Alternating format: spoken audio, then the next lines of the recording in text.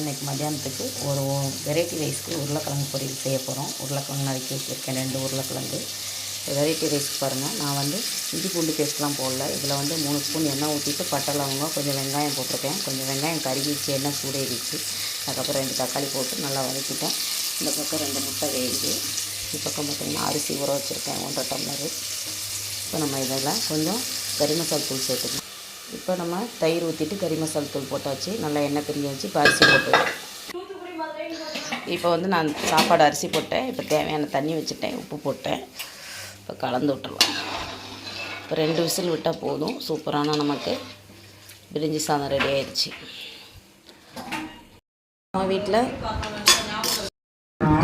நம்ம வீட்டில் சுட சுட பிரிஞ்சி சாதம், உருளைக்கிழங்கு வறுவல், அதுக்கப்புறம் இது ஃப்ரை பண்ண முட்டை.